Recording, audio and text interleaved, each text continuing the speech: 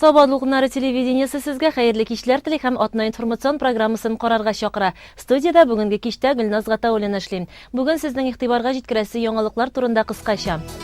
15 февральдә интернационалист сугышчыларны искә алу көне билгеләп үтелде. Райондашыбыз Хатыйп абый Сиддыйковка 90 яшь тулды. Россия чаңгы юллары ярышы иң нәни райондашларыбызны да чаңгыга бастырды. 15 февральдә Совет гаскәрләренең Әфган җирләреннән чыгарылуына 29 ел тулды. Исегезгә төшерәбез, әлеге гражданнар сугышын 1979 елда Азия иленең социаль хәлен яхшыртуга каршы килгән кабилә башлыклары башлый. Әфганстан хөкүмәте Советлар Союзына ярдәм сорап мөрәҗәгать итә һәм анда безнең гаскәрләр керә. Белгәнебезчә, анда 14 меңнән артык совет хәрбие бер гаепсезгә һәлак була. Меңнәрчә солдат инвалидка әйләнеп кайта. Февраль айы кайнар ноктада булган якташларыбыз күңелендә елда яңара һәм бу дата район күләмендә билгеле бер чаралар кысаларында билгеләп үтелә. 15 февраль әлеге райондашларыбыз өчен аеруча дулкынландыргыч, шатлыклы да ул тетрәндергечтә. Әфган сугышына нокта куелу шатландырса, аның кайнар җилле далаларында башларын салган япь-яшь солдатларның башларын салып калуы күңелне әрнетә. Елның шушы көнендә нәкъ менә шул көннәр һәркемнең күңелендә кабат яңара. Кичә сугышчан егетләр елдагыча хәрби комиссариат бинасында җыелышты. Аларны тәбрикләргә башкарма комитет җитәкчесе урынбасары Таһир Шәрәфиев килде. Бәйрәм белән сезне тәбриклим. Аннан соң безнең ватанны саклаучылар көне җитә бит. Теге мөмкинлектән файдаланып, шушы бәйрәм белән дә сезне тәбриклим. Кемнәр гаиләләрегезгә иминлек телим. Балаларыгыз белән, туганнарыгыз, дусларыгыз белән матур итеп сезгә яшәргә булсын. Бәйрәмнәрне матур гына итеп үткәрерсез дип уйлыйм. Сугышчан туганлык, боевой братство бөтен Россия иҗтимагый оешмасының 20 еллыгы уңаеннан ел дәвамында хәрби патриотик тәрбия бирүдә актив катнашкан әфганчы егетләргә юбилей медальләре тапшырылды. Шулай ук башкарма комитет җитәкчесе урынбасары Таһир Шәрәфиев патриотизм өчен медале белән бүләкләнде. Ә менә бу егетләребез Әфганстан сугышы корбаннары. Алар матур тормышка бары менә шушы фотолар аша гына карый. Инде ул вакытлар күптән артта калса да, кайчакта аның куркыныч шаукымы төшләргә дә керә ди очрашуга килгән егетләр. Аларның барысында сугышчан туганлык җепләре берләштерә. Мин Герат шәһәр янында хезмәт иттем. Ул бер кашан да онытыла торган түгел инде. Менә ул без әзрәк онытыла башлый. Шулай тагын җыелышып алабыз да, яңадан хатирәләр яңара, яңадан сөйләшәбез. Барысы да яңадан искә төшә. Инде мин шушы иптәшләремә, дусларыма һәм барчабызга да исән-сау булыйк.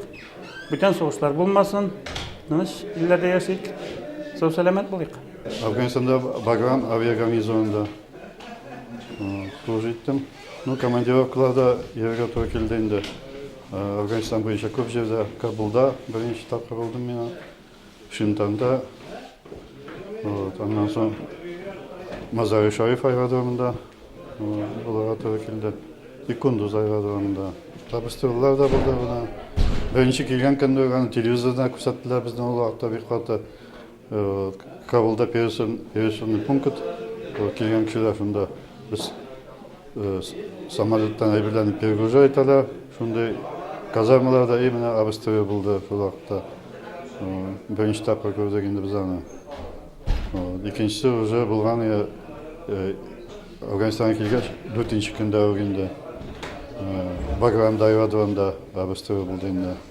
Тумышы белән Шәмәрдәннән булган Великам Әхмәдуллин да ул вакытта Әфган җирендә саперларның рота командиры була. Бүгенге очрашуга ул 2017 елда басылып чыккан кайнар ноктада хезмәт иткән интернационалист сугышчы язмаларын туплаган китапны алып килгән. Менә бүген җегетләргә алып килдем. Безнең бергә хезмәт иткән җегет. Замбали батальоны чыгарган Кандагар, как все начиналось. Үзгеләт лейтенанты дигән монда бик кызык кына нәрсәләр бар менә. Районда Әфганчылар берлеге 1994 елда оеша һәм шул вакыттан алып һәр вакыт егетләрнең гаиләләренең хәлләрен белеп, кирәк булганда ярдәм итеп торабыз ди районның Әфганчылар берлеге рәисе Илшат Әхмәтшин. Бүгенге көндә безнең оешмада Саба районында 87 әфган исәпләнә. Узган елларда 90 елларда ул телешеләр бергә көтәб инде 150-дән артыгы. Телешә белән анда 35-тән артык әфган безгә калды инде. Һәм безнең күп егетләр читтә яши. Biz менә бүген бит инде 29 еллык Афганистаннан совет гаскәрләренең соңгы солдат чыгарганга бүгенге уңайдан без менә монда бүген Совет районында инде җыелып Афганистанны поздравить. Biz bugün munda Военкомат bilan birlikte Soba avul jirliginde yaşagan veteranlarni xilmat aytamiz. Şolay bizning 17 fevralda endi mana 25-yil qirqda endi voleybol o'ynab o'tkazamiz. Pamyatli pavshih Afg'onistonda halok bo'lgan o'zimizning yurtdoshlarni esga olib, hamda rayondan rayon komandalar keldi, yetishtirmalar keldi. O bir ko'ngil o'zashaq, hamda da sizni chaqirib qolamiz endi. Bulay, mana biz kişi bizim voyinkomissar Fenis Faridovich ham Afg'on yigit Xolid Faridovich bilan o'zmalarning ham o'zim aylandik Sho'pa shaolida bo'ldik. Anda bizning Afg'onistonda halok bo'lgan Ifatning bizning birdan bir anisiga aysan qoldi endi rayonda 4 yigitdan Ifatning anisiga aysan o'ylab, aning halini bilib, anga bloklar olib kelib, uyina kelib, ondan sonra avul saytlarda keldi endi. Şoy ziyoratga bizning Şanardan maktab o'quvchilar to'g'richa klass qizlar yigitlar binoklar qo'ydik, shishlar qo'ydik endi. Үзара фикер алышып, тәбрикләүләр кабул иткәч, афганчы егетләре бердәм рәвештә мәңгелек уд янына килделәр. Бөек Ватан сугышында башларын салган якташларыбызны 1 минут тынлык белән искә алдылар. Аннары 5 батыр якташыбыз истәлегенә парк биләмәсендә торгызылган монументка килеп, Илгизар Харисов, Фердинанд Шайдуллин, Илфат Зиннатуллин, Илшат Хайруллин, Миннегали Нугманов истәлегенә чәчәкләр салдылар. Кайнар нокталарда хәрби хәрәкәтләрдә мәгънәсез сугыш аркасында күп райондашыбыз, никадәр илебез солдаты жан биргән. Беркем дә бер нәрсә онытылмый. Бу атнада Соба күп тармаклы җитештерү предприятиесенең еллык хисап җыелышы булып үтте. Аның эшендә Соба муниципаль районы башлыгы Рәис Миннеханов, Җир һәм өлкәти мөнәсәбәтләр палатасы рәисе Алим Галиуллин, оешма җитәкчесе Илнур Хәбибуллин һәм аның кул астында эшләүчеләр катнашты. Җыелышта иңелек оешма җитәкчесе Илнур Хәбибуллин узган 2017 ел дәвамында башкарылган эшләргә анализ ясап, алдагы көнгә булган планнар белән таныштырды. Оешма киң кырлы эшчәнлек алып бара, районыбызны яшелләндерү, көнкүреш калдыкларыннан чистарту, өзлексез су белән тәэмин итү, кыш көнендә юлларны кардан чистартып тору. Бу әле башкарылучы эшләрнең берничәсе генә. Хәл итәсе мәсьәләләр дә шактый. Елыш авылында капташ эшләп, авыл халкын су белән тәэмин итү, Соба һәм авыл җирлекләрендәге башняларны буяу, 10 номерлы скважинаны койма белән әйләндереп алу, күп балалы гаиләләр өчен бирелгән җирләрдәге территорияны су белән тәэмин итеп бетерү һәм башка бик күп төрле эшләрне җиренә җиткезүне бурыч итеп куйганнар. Бу кышта 2746 рейс кар чыгарылган. Тармак хезмәткәрләре җәяүлеләр йөри торган тротуарларны, юлларны һәр даим кардан чистартып тәртиптә тоталар. 2014 елдан бирле үлгән терлекләрне урнаштыру да алар вазифасына йөкләнгән эш. Махсус техникада 10 000 данәдән артык мал урнаштырылган. Райондашларыбыз заманча ремонттан соң үз ишекләрен ачкан мунча сәламәтләндерү комплексыннан да актив файдалана. Ниятләре алдагы көндә дә хезмәт күрсәтү дәрәҗәсен үз югарылыгында саклау. Автотранспорт эшчәнлегенә килгәндә 36 дәнә төрле техника бар. Безнең шушы Соба күп тармаклы җитештерү предприятиесенә бөтенесендә бүгенге көнгә 97 кеше эшли. Шуның 14-те ЭТР дигәндә, ЭТР руководитель среднее звено. Монда тармаклар безнең оешманы үзегез беләсез бит инде. Оешманың эшчәнлеге безнең күп тармаклы, моңа җылылык та керә, су тармагы да керә, канализация челтәрләре керә, благоустройство, яшелләндерү, агарыту. Менә бөтен ниләрне исәпләгәннән соң, Аллага шөкер, күп тармаклы булгач, бер тармак әзрәк аксаганда икенчесе ярдәмгә килә, теге дөньяда да бар бит. Күрше дә ярдәмгә килә, туган да ярдәмгә килә. Менә шул принципларны истә тотып эшләргә тырышабыз. Проблема ул һәрбер оешмада бар инде ул. Наны вакытында көндәлек риш әйтеп барсаң, ул проблема җыелмый. Менә бүген бездә гадави отчет бит инде. Хәзер авылларда суд гражданнар бара, һәрбер оешма үзенең шушы ел ахырында, ел биткәч шушы январь-февраль башларында эшләгән эшләренә нәтиҗә ясый. Уңышлары белән сөенә.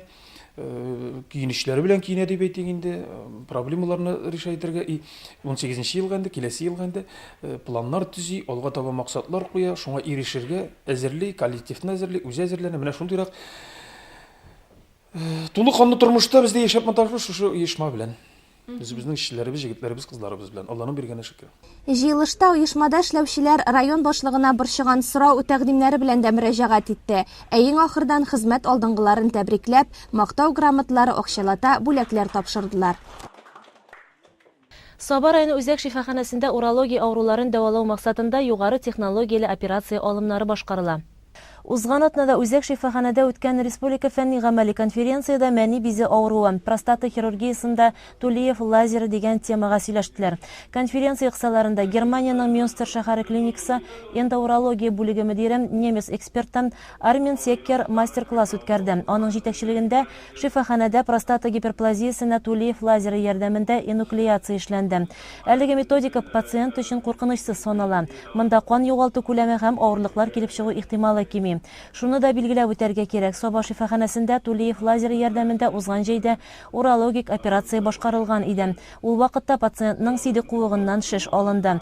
Конференция кысаларында простата авыруларын хирургиядә дәвалауда Тулиев лазерын куллану, авыруның беренче стадияләрендә консерватив дәвалау һәм әлеге темага кагылышлы мәсьәләләр хакында фикер алыштылар. Эксперт сыйфатында Мәскәү шәһәренең Сеченов исемендәге университетның уронефрология бүлеге мөдире уролог Николай Сорокин, Казан дәүләт медицина университетының урология һәм нефрология кафедрасы профессоры Олег Лапкарев чыгыш ясады. Конференция эшендә республикадан килгән урология өлкәсендә эшләүче 40 белгеч катнашты.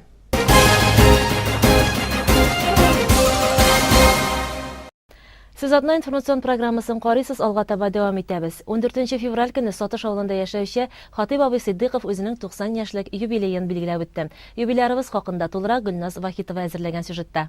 Райондашыбызны юбилей белән тәбрик итәргә район башкарма комитеты җитәкчесе урынбасары Тахир Шәрәфиев, халыкны социаль яклау идарәсе җитәкчесе Марсель Хуҗин, Сатыш авыл җирлеге башлыгы Фаил Шафигуллин, балалары, күршеләре килгән. 2018 елга аяк баскач 90 яшын билгеләп үтүче өлкәннәребез арасында Хатыйп абый 12-нче, иратлар арасында 1-нче кеше.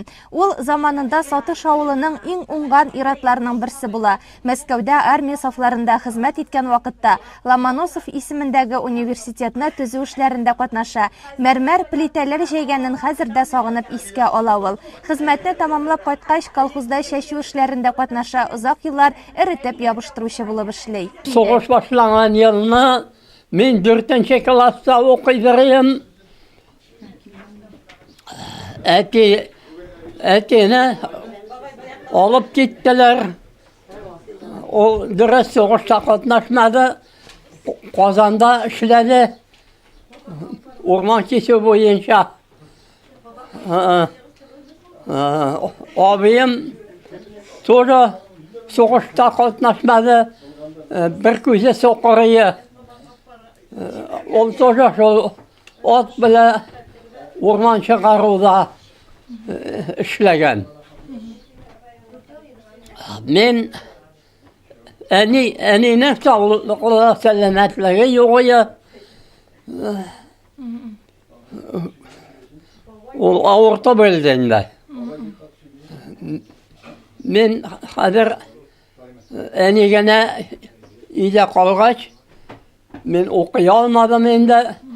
Колхоз эшенә йөри башладым. Менә теге фирма янында 4 гектар җиргә киндер урлыгы чәчтеләр. Менә шул киндер, шул 4 гектар җирне мен тырмаладым. 2 кат. Менә шуннан башланды минем иң беренче колхозга чыгуым. Эшли башладым. Еллар бик авыр булды. Атлар бик начар булды. Җыгылаларга күтәреп тордык. Үзебез ач булдык. Менә атларны җалиттерергә туктаганда кайда үзән җир бар. Үзебез кәҗә сакалы эзләп ач инде, үзебез ач. Шулай итеп үлән ашап яшәдегендә бик авыр булды сугыш еллары. Икмәк булмады. Абыйтка кайтканда атларны болонга җибәрәләр. Атлар белән бергә үзебез дә шунда атлык ашап йөрдек. Ач икән инде. Өйгә кайткач та бер нәрсә юк. Шул кычыткан сөтең булса, кычыткан белән пешереп, Şoytып yaşadık inде. Тормыш иптәше Суфия апа белән 1954 елда гаилә корып, бик күркәм һәм башкаларга үрнәк булырлык итеп яшиләр. 4 балага гомер биреп тәрбияләп үстерә алар. Кызганычка каршы Фәрит исемле уллары гына 21 яшендә фаҗигале төстә бакыйлыкка күчә. Бала хәсрәте бик ачы. Сидиковлар гаиләсенә мондый сынау аша да үтәргә туры килә. Минем абый белән бер елга ул, 28 елга бабай. Эме гел безгә килеп йөриләр. Менә шайт, мен Кодан Делендовга киттем, эшкә кирдем. Шунда бер 5-6 ай эшләдем дә, бабай армияга киткәнчә дәрек сөйләшкән инде. Шуннан бабай армиядан кайткач өйләнештек инде. Менә әйбәт кенә яшәдек. Аллага шөкер. 4 бала үстергән идек. Балаларым да әйбәт, иптәшем дә бик әйбәт булды, картым әйбәт булды инде. Әйе, тигез яшәдек, бик тыныч яшәдек. Балалар да әйбәт кенә урнаштылар, укыдылар. Ну, кеше малаем инде менә Казанга киткәнче аварияга очрады да, шуннан институтка кирип 1 ел укыды да, саусызланды. Катлаулы операция булды, машинамын бутыннан чыкты да. Әйе, шуннан үлде инде. Әйе, менә калганнар әйбәт. Бабай 90-нчы дистәсен вакласа, әбигә 86 яшь. Ходай биргән саулык барында өйдәге вак-төяк эшләрне бергәләп башкарырга тырышалар. Балалары да һәр вакыт кайтып, хәл-әхвәл белешеп тора. 7 онык, 16 оныкчыклары бар. Төрлесе төрле якта яшәсә дә, бүген алар янәшәдә яраткан әтиләрен тәбрик итәргә кайтканнар. Алар һәр вакытта да безне эш белән тәрбияләделәр инде. Теге йоклатып яткызмадылар. Шул кирәк чакта каты да була бетләр инде, кирәк чакта йомшак тагын. Без шул тәрбияле симәдә үстек инде шундый. Безнең алда аларның ызгышканын да күрмәдек инде без. Алар бик тыныч булдылар инде. Әти дәгән, әни дә һаман эштә булып, шул безгә эшне алар кушып китәләр иде, эшебезгә бүләп инде. Син шуны эшлисең дип, без шуларны эшләп куядыр инде алар кайтышка. Укыттылар, үстерделәр, кешиттеләр. Һәр вакыт дәресенә сөйдер юлаты. Начар итеп искә алганым юк. Әйтсә дә турсын гына әйтә торган инде. Ишан сау яшәсеннәр, моңарчы яшәделәр, барлап, тагын да тигез булсыннар. Менә бүген бик шатлыклы, бик матур көн инде. Безнең әтиебезгә 90 яшь тулды. Шушындай, шушы 90-га җитәргә бик күп көч кирәк, саулык, сәламәтлек кирәк. Рәхмәт аңа, шушы безне үзенең акыллы киңәшләре белән, үзенең эшчәнлеге белән шайтып безгә шундый әйбәт тәрбия бирде. Шуның өчен барыбыз дагы менә балалары дагы, кияү киленнәре, оныклары дагы әти белән әнине шундый хөрмәт итеп зурлап торалар инде. Рәхмәт аларга даимә. Күршеләребезгә дә бик рәхмәт. Күршеләребез дә бик әйбәт булды инде, икән күршебездәген инде. Аларга да бик зур рәхмәт, алар белән дә бик тату тордылар. Безгә дәген шул акыллы киңәшләрен бирәләр. Туганыңа караганда күршеңне күбрәк якын ит дип инде. Күршең күбрәк кирәк була бит. Моннан соң да әтигә саулык, сәламәтлекен бирсен, тигезлекләрен бирсен, әни белән икесе тигезлектә яшәп, безгә дәген шушында төшеп, шушында аларны күреп яшәргә язсын.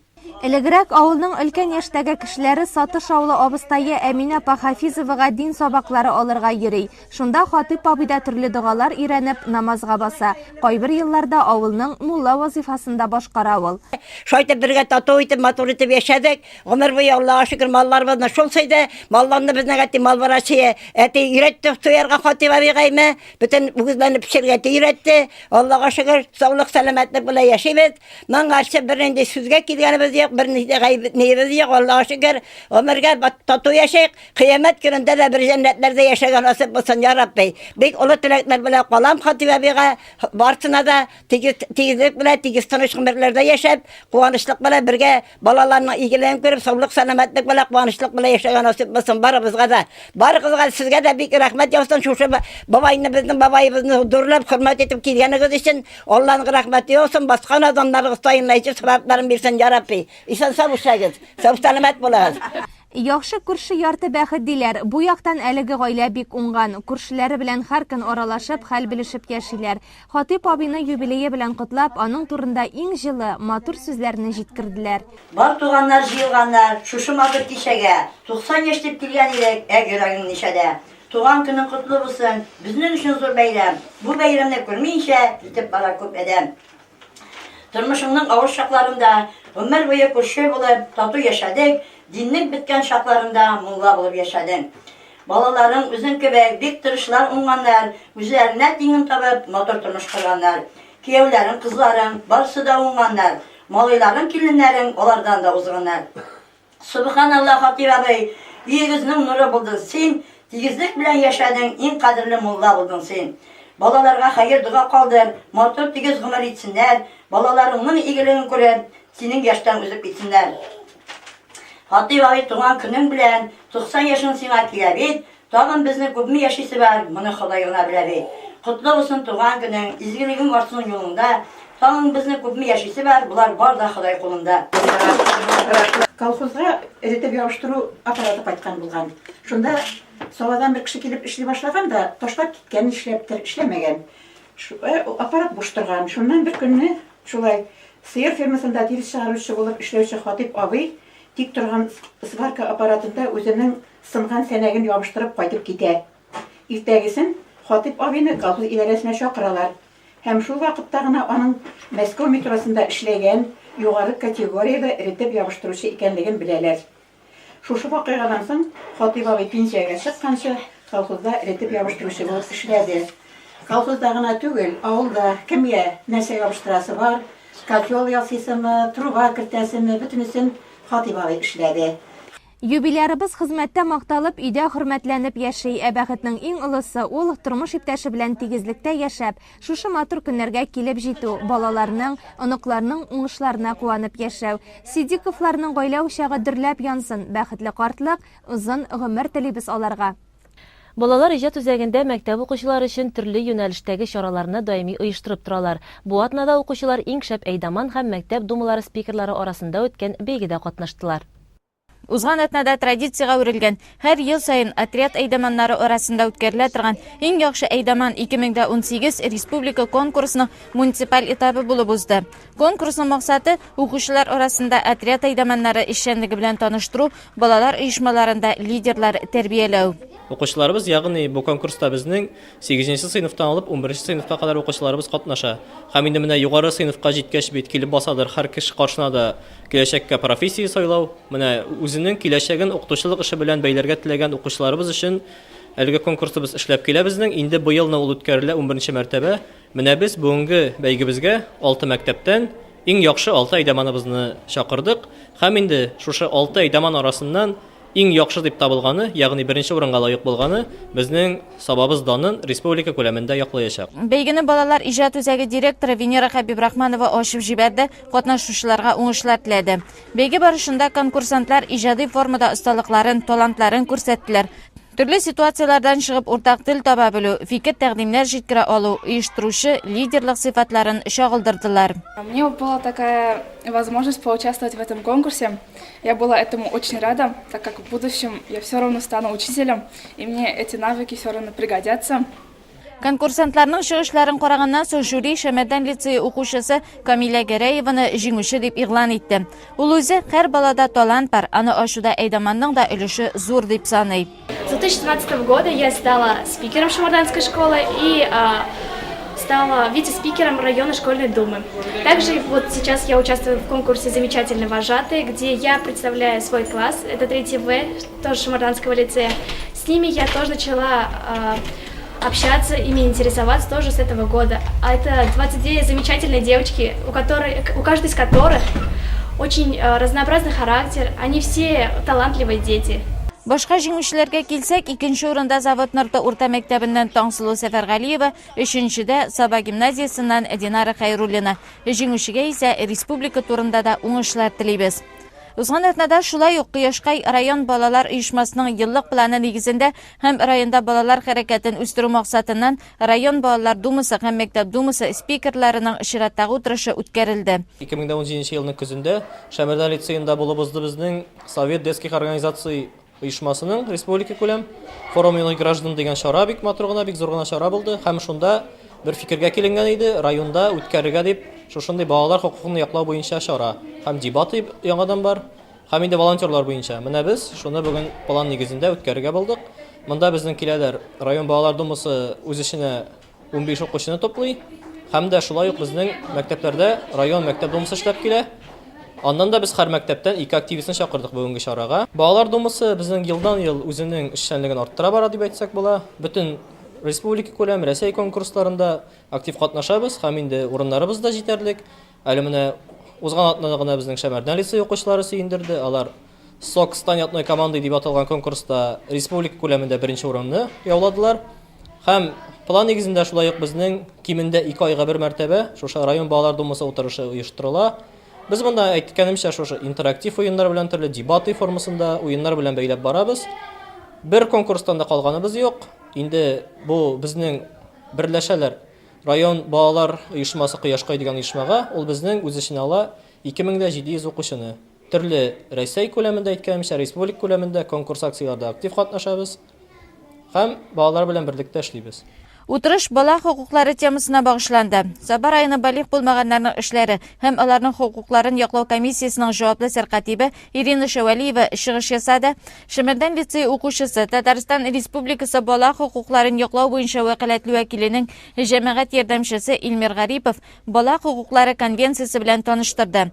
Илмир 2015 елдан вәкаләтле вәкил ярдәмчесе булып эшли һәм бала хукуклары буенча күп әйберләрне өйрәнергә кирәк әле дип исәпли. Шушы безнең Саба район балалар думасында инде мин димәк 2-3 ел һәм шул вакыт эчендә без бик күп төрле акциялар, мероприятиялар үткәрдек. Мәсәлән, Помоги ветеранам, акция Обелис һәм безнең һәр мәктәптә шушы балалар думасы бар. Һәм шул балалар думасы үзенең мәктәп эчендә төрле эшләр башкаралар. Шулай ук ветераннарга булышабыз, төрле концертлар, бәйрәмнәр үткәрәбез һәм бергәләп эшлибез инде. Мәктәп елларында ук укучыларның тормышка карашлары формалашуы, үз хукукларын өйрәнеп үсүләре куанычлы хәл. Мондый киңәшмәләр, интерактив уеннар аларга үз фикерләрен башкаларга җиткергә дә өйрәтә. Район думасында мин спикер булып торам. Шәмәрдән лицейның мәктәп думасында мин комитет культурада урын алып торам. Төрле мероприятиялар оештырам, сценарийлар төзим һәм шундагы булган мероприятияларда интервьюлар алам, һәм репортажлар төшерәм. Үзеңнең хукукларыңны белү бик мөһим бүгенге көндә. Сине алдамасыннар өчен син үзеңнең ни эшли алганыңны, ни эшләргә ярамаганлыгыңны белеп торырга тиеш дип уйлыйм. Һәм шуның өчен белергә кирәк. Утырышның икенче өлеше итеп район балалар думасы һәм мәктәп думасы спикерлары арасында бала хукуклары буенча интерактив уен оештырылды. Активистлар 2 командага бүленеп, интеллектуаль яктан барлыгы 5 турда үзләренең көчләрен сынап карадылар. Сабыйлар юлларда имин йөрергә чакырам. Байлар сабасындагы шоколад балалар бакчасында тәрбияләнүчеләр бу атнада җәяүле игътибарлы бул акциясында катнашты. Юл хәрәкәте иминлеге саклау темасына карата акцияләрне шоколад балалар бакчасы коллективы һәм анда тәрбияләнүче балалар беренче тапкыр гына үткәрми. Бу юлы юлларда имин йөрергә алары җәяүлеләрне чакырды. Нәни юл йөрү инспекторлары акция кысаларында Сабаның үзәк урамына чыгып, районыбызда яшәүчеләргә юл билгеләре, юл йөрү кагыйдәләре турында булган шигырьләр белән мөрәҗәгать итте. Үзләренең кызыксындырган сорауларына җавап эзләделәр. Акциядә юл йөрү куркынычсызлыгы территориаль идарәсе профилактика бүлегенең Саба бүлекчәсе җитәкчесе Гүзәл Ягафарова, юл патруль хезмәте өлкән инспекторы капитан Илнур Насыйбуллин катнашты. Алар да үз чиратларында балаларга һәм райондашларга юлларда имин һәм кагыйдәләрне саклап йөрергә кирәклеге турында сөйләде. Иң актив яшь инспекторларга акция ахырында бүләкләр тапшырылды.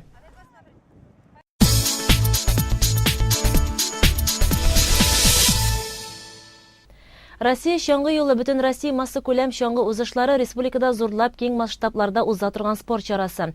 Собалылар да мондай узышларда елда бик теләп катнаша. 10-11 февраль көннәрендә авыл җирлекләрендә һәм Собаның үзендә масса күләм стартлар үтте.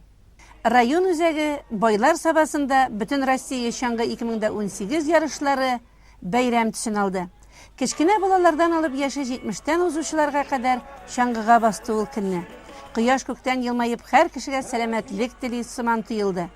Меңнән артык кеше Сабинка елгасы буена шаңгы ярышларына килде. Бер рәттән бу ярышларда көчле шаңгычылар да, ветераннарыбыз да, оешма учреждение коллективлар да берләшеп үзләрен көчләрен сынайлар, ярышалар. Барыбыз да сәламәт яшәргә, шуңа күрә киләчәктә үзебезнең туганнарны, якыннарны, дусларны спортка тартып, сәламәт рәвештә яшәйк. Инде шаңгы спортына килгәндә безнең горурларны Соба районын таныткан спортчыларыбыз бик күп. Рушан Минингулов кебек дөнья күләмендә таныткан спортчыларыбыз бик күп. Шуңа күрә безнең киләчәк буын шулардан үрнәк алып, безнең районны тагын да танытсын иде. Инде оештыручылар белән берлектә, спорт мероприятиясын оештыручылар белән берлектә сезгә нык сәламәтлек теләп калабыз һәм уңышлы стартлар телибез. Ярышлар башлану белән стартка иң элек бакча балалары басты. Алар артыннан мәктәп укучылары, хезмәт коллективлары вакилләре һәм җитәкчеләр. Безнең менә хәзер Кореяда Олимпия уеннары бара, параллель рәвештә без монда лыжня үткәреп ятабыз. Менә бу инде шушы киләчәк буынга тәрбияви чара дип әйтәсе килә. Алга таба да барыбызга да уңышлар, исәнлек, саулык, шаңгыда йөрү ул организмга бик файдалы.